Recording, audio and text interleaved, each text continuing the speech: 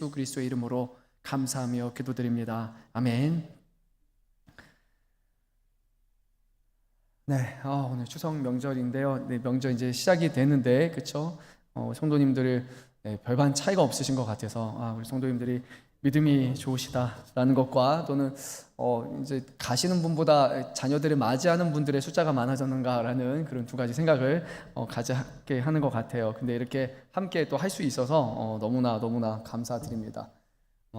제가 제 자랑을 하나 할게요. 뭐 다른 자랑은 아닌데 어디 이제 제가 교육을 받으러 가거나 뭐 실습하는 데 가면 거기 실습하신 분이 꼭 잠깐 목사님 하면서 저를 이렇게 찝으세요. 그리고 나서 자, 우리 이희선 목사님을 한번 다 보세요. 가끔 이럴 때가 있어요. 근데 가끔이 아니라 새로운 데 갈 때마다 저한테 자꾸 그렇게 얘기를 하세요. 그래서 왜 그러시는가 했더니 우리 이희선 목사님은 리액션이 참 좋아요. 이 얘기를 하시는 거예요.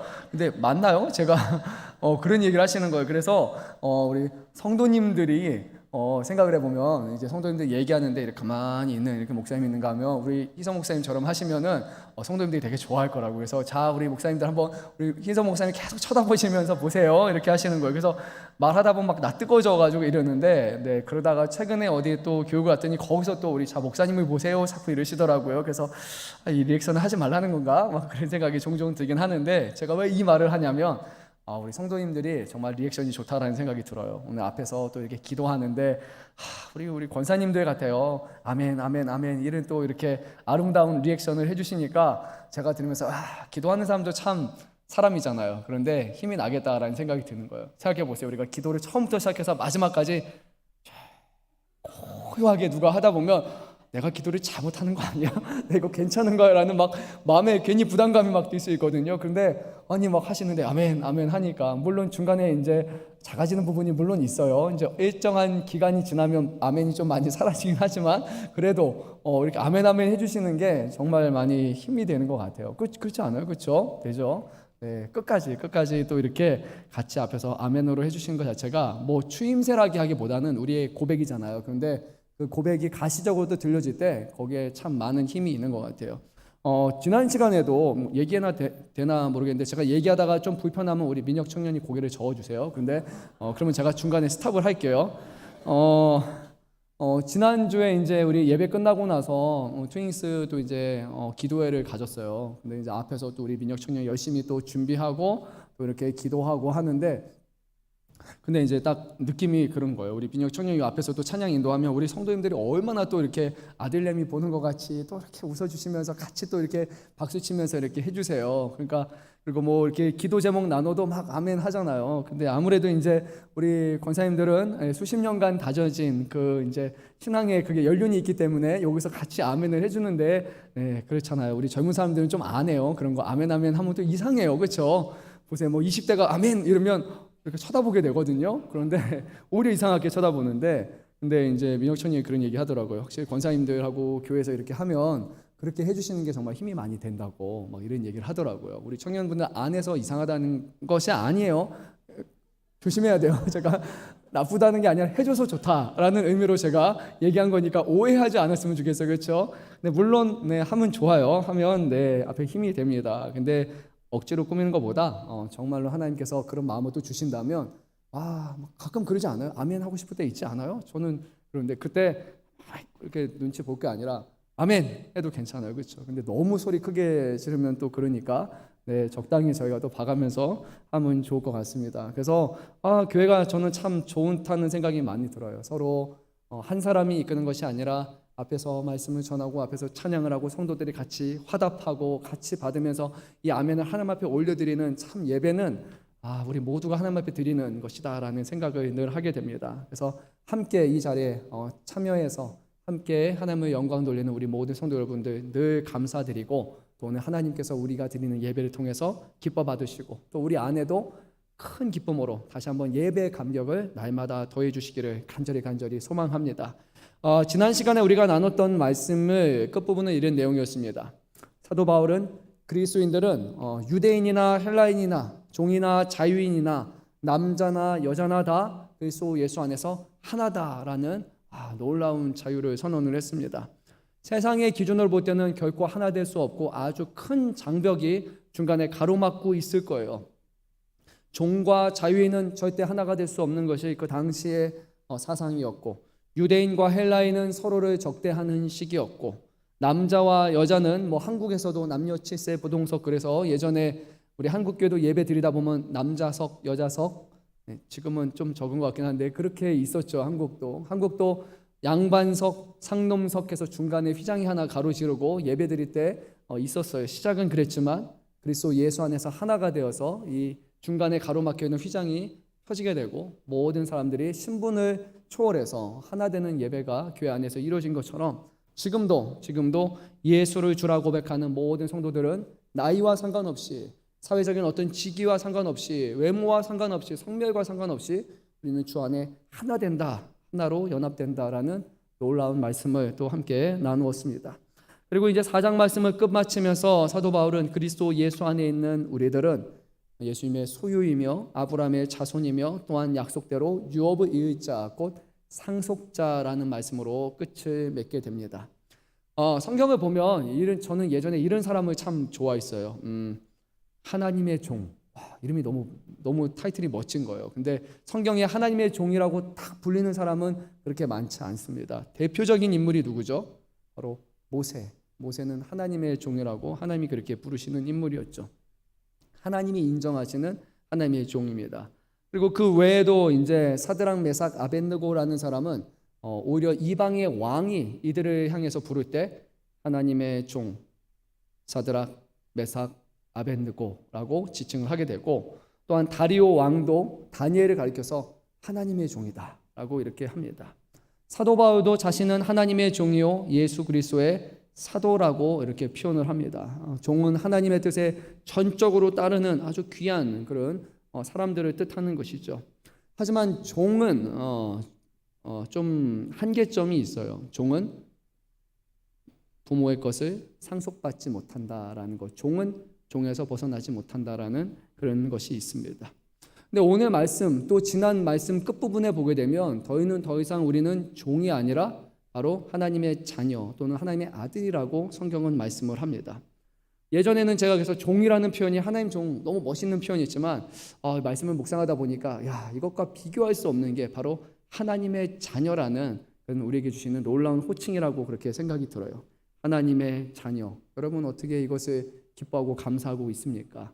종은 주인의 것을 상속받을 수가 없지만 자녀는 부모의 모든 것을 다 같이 누릴 수 있는 사람이 된다라는 말씀과 같이 하나님께서 우리를 자녀로 삼아 주셨다는 것은 하나님의 모든 것이 다 우리와 함께 나누기 위한, 우리와 함께 기뻐하시는 아버지시라는 것을 성경은 분명히 말씀하고 있습니다. 그래서 하나님이 우리에게 주시는 이 땅의 고난과 어려움, 때로는 시련이라 할 수 있는 것은 우리에게 주신 어떤 징계나 우리를 미워해서 주시는 것이 아니라 도리어 하나님께서 우리에게 가장 좋은 것을 나누기 위해서 우리를 준비시키는 과정이라는 것을 우리는 또 깨달아야 하겠죠.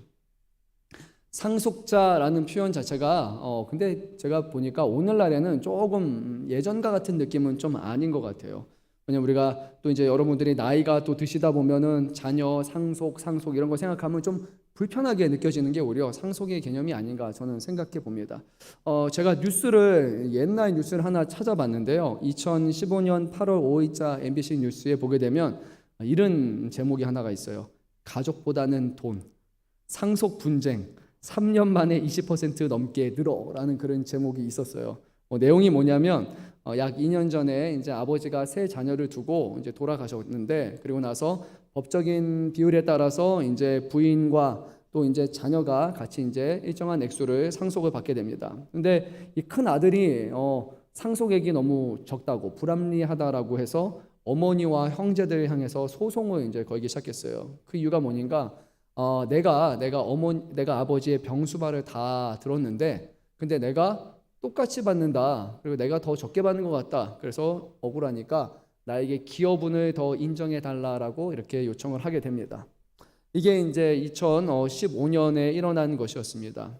그리고 나서 조금 자료를 보다 보니까 2012년 기준으로 이 상속재산 분할 사건이 한 594건 정도 됐었는데 3년이 지나고 나니까 이제 771건 정도 이제 되게 됐어요. 그때가 2015년 기준이었습니다. 그래서 사람들이 이렇게 평가했어요. 법조계에서는 경기가 어려워지면서 상속에 집착하는 경향이 강해진 탓으로 분석이 된다라고 했는데, 이제 최근 자료를 보니까 2022년 기준으로는 어때요? 상속 분할에 대한 부분이 올라갔을까요? 감소했을까요?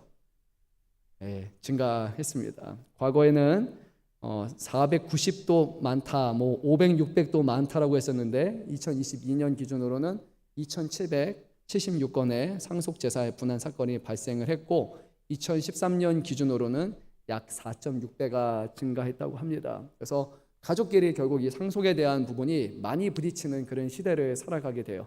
근데 물론 그 상속에 대한 부분을 좀 더 자세히 보게 되면 1억 이하의 상속 재산에 대한 분쟁이 83.8%고 1억을 초과하는 경우는 상대적으로 적어요. 그래서 그 통계를 볼 때 유산의 액수가 적을수록 분쟁이 빈번하다라는 것을 이 통계가 우리에게 시사를 하는데요. 결국 초고령 사회에 접어들면서 이제는 부모들과 자녀들 간의 이런 상속 분쟁이 사회적 문제로 대두되고 있고, 현재 2,700몇 건이지만 이제 한 십수년 안에 이게 더 큰 사회적인 이슈로 이제 확대될 것이라는 그런 예측이 많이 있습니다.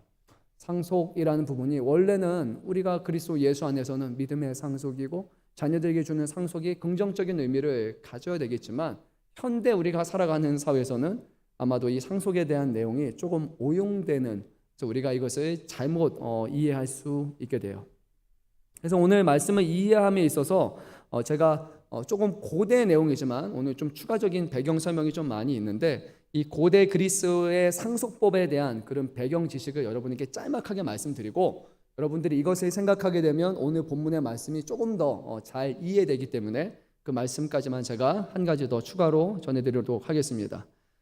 이 고대 그리스 시대에 뭐 1세기, 2세기도 비슷하고요. 그 시대에 이 상속에 관한 것 중에 특별한 점이 하나가 뭐냐면요, 부유한 사람들은 자신 자녀들의 이제 상속을 하기 전에 기간을 설정을 해둡니다. 그리고 나서 이 자녀들이 제대로 성장한 다음에 그 상속의 권한을 주게 되는데, 주로 그것을 위해서 세운 사람들이 있어요. 이런 사람들을 후견인이라고 그렇게 부릅니다.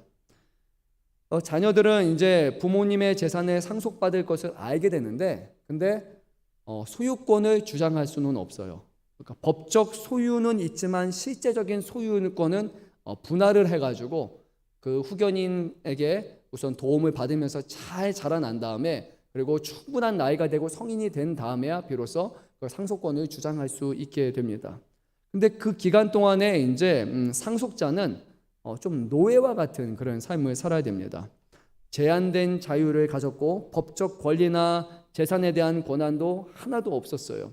그리고 후견인의 관리 하에서 살아야 되고, 이 후견인은 이 앞으로 상속을 받을 사람들의 모든 생활 전반을 다 통제하게 됩니다. 가령 이 아버지가 먼저 사망하는 경우에 그때 이 자녀가 돈을 상속받을 수 있느냐? 그렇지 않습니다. 그런 경우에는 신탁 관리인이 재산을 하나하나 다 관리를 해요.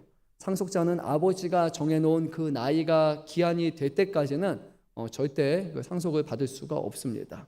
그때까지는 어린 주인이다라는 그런 표현을 사용하게 되고, 그리고 주인의 재산을 나중에 상속받을 것인데 그때까지는 어린 주인이 되어서 통제 가운데 이제 시간을 보내면서 그리고 준비하는 과정을 겪게 됩니다. 그래서 분명히 내 부모님이 정말로 부자예요. 그래서 내가 당연히 자녀니까 상속을 받겠지라는 그런 기대를 갖지만 그 정해놓은 나이가 될 때까지는 노예처럼 생활을 하는 것, 그것이 바로 그 당시에 부모와 자녀 관계였고, 그리고 이것이 상속에 관한 시스템이었다는 것을 그렇게 봅니다. 부모의 입장에서는 자녀들이 미숙한 상황에서 분에 넘치는 재산을 받게 되면 오히려 이것이 독이 될 수 있었기 때문에 반드시 후견인 제도를 사용해서 이것을 하게 된 것을 보게 됩니다. 그리고 이것이 이제 실제로 1999년에 이제 영국에서 이 비슷한 사례가 하나가 벌어지게 되는데요. 어떤 내용이냐면 1999년 봄에 이제 영국에 있는 한 공작과 공작 부인이 자신의 자녀가 18세가 되면 이제 법적인 성인이니까 그때 재산을 상속받을 수 있는 권한이 이제 주어지게 되는데 너무 어리다라고 여겨가지고 그 나이를 좀 더 연장했으면 좋겠다라고 해가지고 이거를 법정 이제 공방을 벌이게 됩니다. 이 당시에 그 이제 공작 부인 자녀 아들의 나이가 14세였는데 이 아재도 결국 부모님의 그 공작 직위를 그대로 물려받기 때문에 백작이라는 그런 귀족 가문이 되는 거예요. 근데 이제 이 부모가 생각해 보니까 이 아이가 너무 어린데 또 주변에 있는 다른 귀족들을 보게 되니까 영국은 그게 아직 자기가 있으니까요. 근데 이 귀족들이 너무 어린 나이에 부모의 재산을 물려받아 가지고 이걸로 뭐 하느냐라고 보니까 이제 마약을 많이 하게 되고 또 이제 방탕한 삶을 많이 살다 보니까 우리가 이것이 좀 이제 금하기로 결정을 하게 됩니다. 이 사람의 경우에는 이 아들이 이제 앞으로 상속받을 게 뭐냐 하니까 올위크라는 성을 아예 하나 이제 상속을 받게 돼요. 성이 하나 생겨요.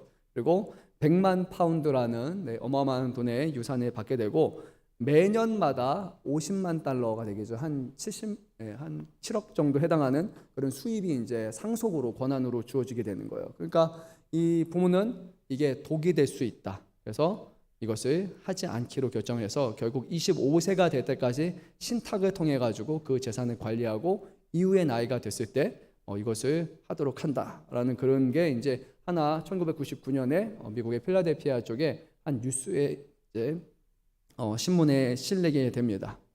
어쩌면 우리하고는 좀 상관없는 일처럼 느껴질 수 있어요. 상속이라는 것이 우리 젊은 사람들에게는 그다지 체감이 되지 않을 수도 있고, 그리고 이제 아직 우리 부모님들도 그 정도의 나이가 아닌 분들이 대다수이다 보니까 또 이런 것을 언급하거나 얘기하는 것 자체가 우리가 생각하는 상속하면 보통 돈, 재산하고 연결되다 보니까 이런 것이 상당히 껄끄럽게 느껴지는 것도 분명히 사실입니다. 그런데 오늘 사도 바울은 이것을 우리에게 하나의 예로 들어요. 왜냐하면 고대 사회에서는 상속이라는 것이 너무나 익숙하고 당연한 주제였고, 오히려 이 상속이라는 것을 통해서 받을 수 있는, 깨달을 수 있는 많은 유익이 있었기 때문에 오늘 이것을 사용하게 됩니다. 특별히 오늘 말씀을 보게 되면 이것이 우리에게 어떤 의미가 되느냐면요, 우리 한번 1절 말씀과 2절 말씀을 한번 읽어보면 좋을 것 같습니다. 또 내가 말하노니 유업을 이을 자가 모든 것의 주인이나 어렸을 동안에는 종과 다름이 없어서 그 아버지가 정한 때까지 후견인과 청지기 아래에 있나니. 제가 여러분께 말씀드렸던 그리스도의 그 상속 제도가 여기 그대로 들어있는 것처럼 그렇게 보이죠. 자녀가 부모의 모든 것을 받을 수 있는 사람이지만 어렸을 동안에는 후견인의 아래서 종과 다름이 없어서 아버지가 정한 때까지는 후견인과 그리고 그것을 살피는 청지기 아래 있게 됩니다. 사도 바울은 이 얘기를 하면서 우리에게 무엇을 강조하느냐, 바로 우리가 하나님이 주시는 율법이라는 선물이 있는데 이 율법이 바로 이와 같다는 것입니다. 하나님이 주신 율법은 우리로 말미암아 우리가 앞으로 상속받을 것, 앞으로 하나님의 자녀가 되어서 누리게 될 더 뛰어난 선물, 또는 성령을 통해서 주시는 그 은사를 받기 이전까지, 또는 하나님의 나라에 유업받는 그 이전까지 이 땅에 살아가는 사람들에게 필요한 이 하나의 후견인 또는 청지기의 관찰이 필요한데 바로 그것이 율법이었다라고 그렇게 말씀을 합니다. 그런데 이제 갈라디아 교회에 들어왔던 이 사람들, 유대인들 출신의 사람들은 그것에 반대되는 것을 주장을 했어요. 믿음으로 구원받는다. 그것은 오히려 쉬운 것이다. 그것은 초등학문 같은 것이고, 너희가 한번 믿음 안에 들어왔다면, 예수를 통해 믿음을 받았다면 더 고차원적인 신앙이 필요한데 그것이 뭐냐? 바로 너희가 할례를 받아야 된다. 그리고 너희가 율법을 따라야 된다. 이것이 더 고차원적인 것이다 라고 그렇게 주장을 했어요. 근데 사도 바울은 오히려 이것을 거꾸로 말하는 거예요. 아니에요. 그것이 고차원적인 것이 아니라 하나님의 아들을 믿는 믿음 안에서 우리가 새롭게 되었고, 우리가 영생을 소유하게 되었고, 영생을 소유한 자는 그 안에 성령이 함께 하시는 것이야말로 진정으로 고차원적인 그런 믿음의 여정이고, 이것이야말로 우리가 부모님의 것, 하나님의 것을 상속받는 것과 같다라고 그렇게 얘기를 합니다. 그러면 왜 율법을 주었느냐? 율법은 기초, ABC와 같은, 가나다와 같은 가장 기초적인 것으로서 우리가 더 나은 것을 상속받기 전까지 먼저 배우는 과정, 그것이야말로 바로 율법이다라고 그렇게 우리에게 말씀하고 있습니다. 그러니까 율법이 필요한 겁니까? 필요하지 않은 겁니까? 갑자기 모르겠죠. ABC가 필요합니까? 안 필요합니까? 필요하죠. 그렇죠? 이것이 해하거나 쓸모없는 것은 아니에요. 초등 학문인 것이고 지나가는 과정이고 기본을 세우기 위해서는 알아야 될 것이에요. 하지만 이것이 완성이 아니라 더 나은 것은 성령을 통해서 주시는 그런 기업이나 성령을 통해서 주시는 확증만이 비로소 우리에게 진정한 고등 학문이라는 것을 성경은 말씀하고 있습니다. 그래서 우리가 하나님의 영을 받았고 우리가 예수로 말미암는 그 믿음을 가졌고 거기서 우리가 성경을 공부하는 이유는 다른 게 아니에요. 말씀을 보는 것은 우리가 기초를 세워나가기 위함이에요. 하나님 앞에 어떻게 살아야 되는가? 하나님을 어떻게 더 기쁘시게 하는 삶을 살아갈 수 있을까? 우리랑 하나님의 뜻이 무엇이며 오늘날 우리가 믿음은 있고 하나님이 주시는 은혜도 있는데 그런데 그전에 걸어왔던 수많은 사람들의 모습과 그리고 하나님께서 그때마다 주어졌던 그 말씀을 보면서 과연 우리가 어떻게 하면 하나님의 뜻을 분별하며 살아갈 수 있는지를 가르쳐주는 기초 과정이야말로 구약의 율법이요 또한 오늘 우리에게는 율법을 포함한 말씀이라고 우리는 정의를 내릴 수 있을 것입니다. 사도 바울은 이 율법이 불필요한 것이 아니라 우리 모두에게 필요한 것이야. 그렇기 때문에 이것이 우리에게 먼저 부여된 것이다 라고 말씀을 합니다. 다만 우리가 거기에 속해서 살아가는 것은 결코 아닙니다.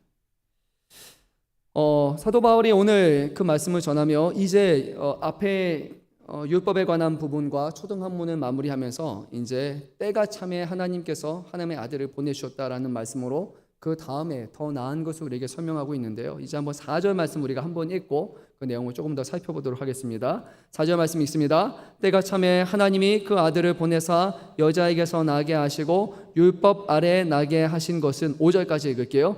율법 아래 종량하시고 우리로 아들의 명분을 얻게 하려 하심이라. 아멘. 네, 때가 찼다라고 성경은 말씀합니다. 하나님이 정하신 때가 되었어요.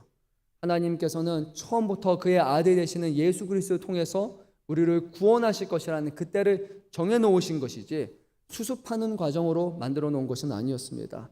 그의 아들만이 진정으로 우리로 하여금 죄와 사망의 권세에서 모든 것을 이겨낼 수 있게 하시는 능력이시기 때문에 주님께서는 그의 때가 되어서 사랑하는 아들을 보내셨고 우리는 그 예수 그리스도 안에서 하나님의 자녀가 되고 상속자가 되게 하시죠. 그래서 7절에 이렇게 말씀합니다. 그러므로 내가 이후로는 종이 아니요 아들이니 아들이면 하나님으로 말미암아 유업을 받을 자이니라. 아멘. 성도 여러분께서 말씀을 더 진행하기 전에 여러분 이것을 기억했으면 좋겠습니다. 우리가 하나님의 아들과 딸이라는 사실을 기억하면 좋을 것 같아요. 하나님의 아들과 딸 또는 하나님의 자녀가 된다는 것은 하나님으로 말미암아 상속받을 유업이 있다라는 것을 기억하시기 바랍니다. 그 유업은 누구의 것일까요? 하나님의 것이죠.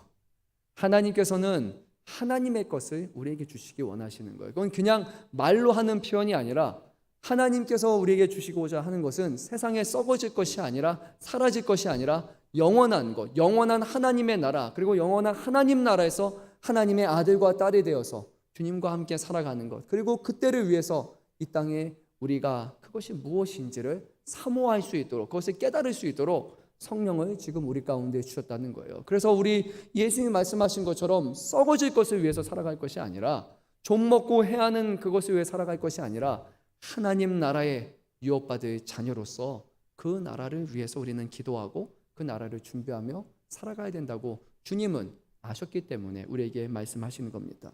그래서 우리 믿는 사람들은 우리 지금 주어진 상황과 환경 그것이 다가 아니라 그 모든 것을 통해서 우리에게 이루실 하나님 나라의 유업이 있다는 사실을 반드시 기억하시고요. 그래서 그런 마음을 가지고 좀 살아가면 좋을 것 같아요. 예수 믿는 사람들 예전에 이제 신앙생활 하다 보면 목사님들이 막 그렇게 청년 때 많이 권면하셨어요. 중학생 때도 배짱 있게 살아야 돼. 이렇게 살지 말고 이렇게 든든하게 살아야 돼. 왜? 하나님의 자녀잖아. 하나님 나라를 유업을 받은 사람이잖아요. 근데 왜 이렇게 위축되고 왜 그렇게 살아? 막 이렇게 얘기를 하는 거예요. 그렇게 이제 얘기가 나온 이유가 이제 유학 생활을 하다 보면 유학생들이 돈이 떨어질 때가 있어요. 아무래도 부모님으로부터 이제 용돈을 받고 하다 보면 근데 표정을 보면 알아요. 제가 돈이 떨어지는지 돈이 안 떨어지는지가 얼굴을 보면 벌써 나옵니다. 우선 기본적으로 만나자면 안 만나요. 그러면 이제 돈이 좀 떨어진 거고 그리고 이제 걸음걸이도 앞장서는 애들이 있는가 하면 약간 뒤로 빠지게 돼요. 먼저 가서 나중에 사줘야 될 수도 있으니까 약간 주춤주춤 거려요. 어디 갈 때마다 좀 민기적 거리고 자꾸 이렇게 주머니를 만지는 그런 행동이, 돈이 없으면. 근데 유학생들은 거기서 뭐 일해서 벌 수 있는 그런 게 아니다 보니까 부모님이 보내주셔야지만 전적으로 의지하다 보니까 그렇게 이제 생활하게 되는 거예요. 그래서 목사님이 아니야, 야 너무 그렇게 살아가지 마. 야 하나님이 주시는데, 하나님 앞에 구하면 하나님이 책임져 주시는데 왜 그렇게 살아가느냐. 그래서 이렇게 좀 이렇게 어깨도 이렇게 하고 좀 이렇게 살라고 했던 말씀이 저는 좀 많이 기억나요. 여러분, 세상 어디 가도 예수 믿는 사람들은 좀 담대해질 필요가 있지 않을까요? 물론 이 담대함이 우리가 교만하다는 의미는 아니에요. 우리가 사람들 앞에 거만하고 교만을 떠는 거 아니에요. 하지만 하나님이 계시고 하나님이 우리의 영원한 아버지 되시고 우리에게 약속하셨고 그 약속을 의심하는 우리를 위해서 예수님을 증거로 보내주셨고 성령님이 우리와 함께 하셨는데 그것을 우리가 위축되어 살아간다면 어쩌면 이럴 수도 있어요. 와, 아버지는 대단하신 분인데 자녀가 그 아버지 대단함을 인정하지 못하고 그냥 이렇게 살아가는 자녀라면 얼마나 아버지 마음에 안타까울까. 저는 그런 생각이 들어요. 그래서 청년분들 걱정하지 마세요. 여러분 좀 담대함을 가지세요. 젊을 때 힘을 좀 내세요. 뭐 어느 직장 뭐 하느냐, 뭐 취준생 학교, 그거가 여러분들을 좌지우지하는 게 아니에요. 하나님이 사랑하셨고 하나님이 가장 좋은 것으로 예비하셨고 하늘의 유업을 받을 사람이라는 그 확신을 가지고 살아가는 것, 그게 예수 믿는 사람들이 자랑할 거 아니에요. 언젠가부터 교회 다니는 성도들이 꼭 세상에서 조용히 침묵해야 되고 예수 믿는다, 교회 다닌다 이런 말도 하지 못하고 그냥 죄인처럼 살아가는 것, 과연 그것이 우리 하나님을 증거하는 걸까 생각해 보면 저는 아니라고 생각합니다. 예수 믿는 사람들은 가진 게 없어도 담대하고 어디 가서도 정말 하나님이 계시니까 두려워하지 않습니다라는 그런 믿음을 보이며 살아야 되는 거 아니에요. 우리의 믿음의 선조들의 삶이 그렇지 않았어요. 우리 대한민국이 뭐가 잘 살아서 뭐가 돈이 많아서 그랬어요. 하지만 하나님을 믿는 믿음 안에서 자부심을 갖고 살았던 사람들이잖아요.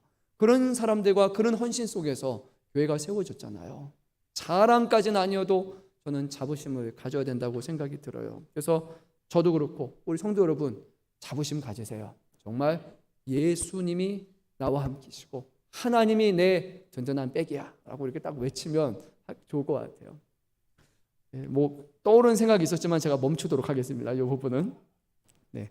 자, 오늘 하나님께서 하나님의 사랑하는 아들을 우리에게 증거로 보내주셨다라고 이제 말씀하시면서 몇 가지 우리에게 중요한 사실을 말씀하고 있습니다. 방금 우리가 읽었던 말씀이죠.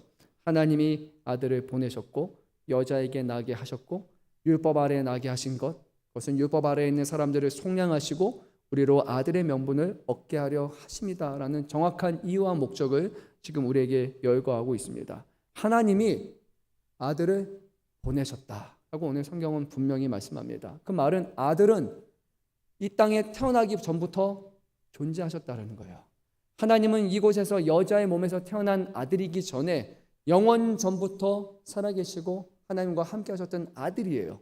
하나님은 그 아들을 이 땅에 보내셨다라는 거예요. 그래서 요한복음 말씀을 보게 되면 그 태초에 말씀이 계셨고 그 말씀이 결국 육신 되신 분이 우리 주 예수 그리스도시다라고 성경이 분명히 말씀하고 있지 않습니까? 하나님이 그의 아들을 이 땅에 보내셨다라는 것을 우리는 믿어야 됩니다. 그런데 그 하나님께서 그 아들을 성인의 몸으로 딱 태어나게 하신 게 아니었어요. 신으로서 갑자기 완성된 모습으로 이 땅에 보내신 것이 아니라 여자에게서 나게 하셨다. 이것이 신비이고 우리가 이해할 수 없는 내용이기도 합니다. 하나님 왜 아들을 왕으로 보내시지 않았습니까? 왕을 왜 말구유의 어린아이로 우리에게 보내셨습니까? 그리고 더 나아가서 세 번째 내용을 보게 되면 그 보내신 아들조차 그 아들은 하나님의 아들이고 이 땅을 통치할 수 있는 능력이 하나님이시지만 율법 아래 율법에 속한 자로서 태어나게 하셨다라고 오늘 성경이 말씀하고 있어요.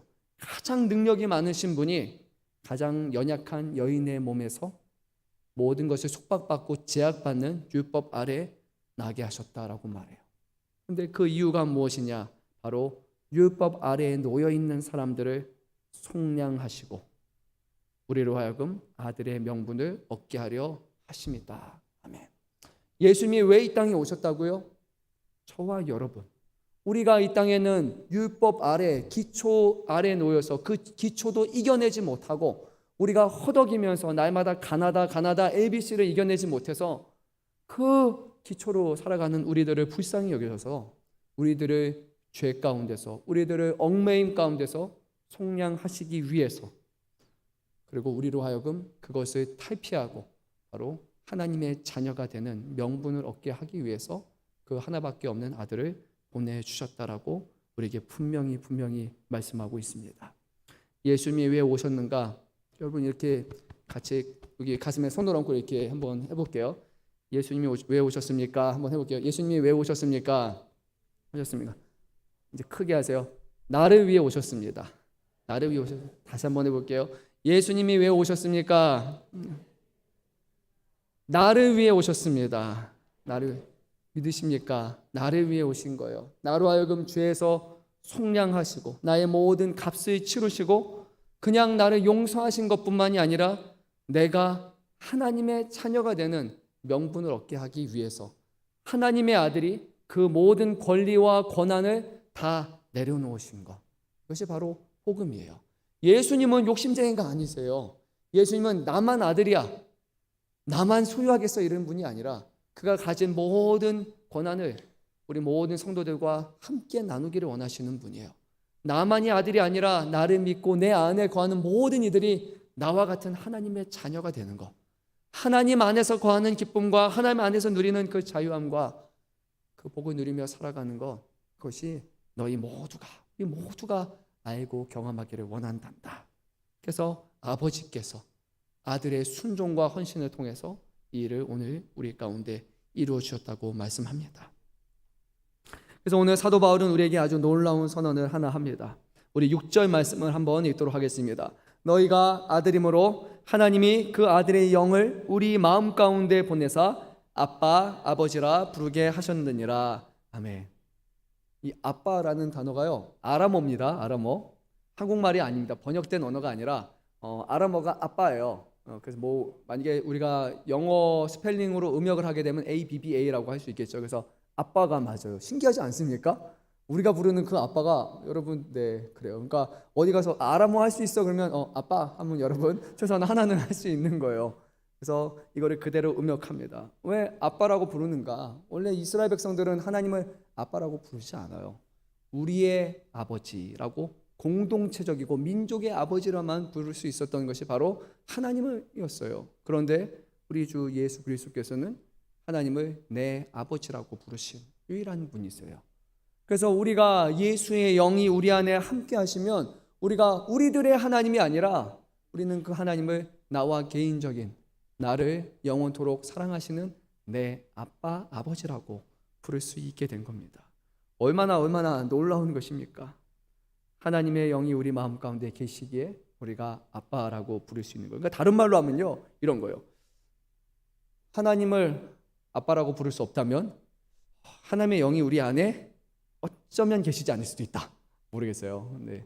하나님의 영이 우리 안에 계셔야지만 우리가 그 하나님을 아바, 아버지로 부를 수 있다는 거예요. 물론 하나님이 아직도 어려운 분이셔서 아버지, 아빠라고 부르는 게 좀 어려울 수는 있지만요. 그런데 그것이 그냥 되는 것이 아니라 하나님을 아버지라고 부를 수 있는 그 방법은 바로 성령이 우리 안에 함께 하시기에, 성령은 예수 그리스도의 영으로 바로 하나님의 아들의 영이 우리 안에 함께 하시기 때문에 그 아들의 영이 우리 안에서 그 하나님을 두려워하지 아니하고 그 하나님을 아빠라고 부를 수 있는 그런 놀라운 믿음과 고백을 우리에게 주시는 겁니다.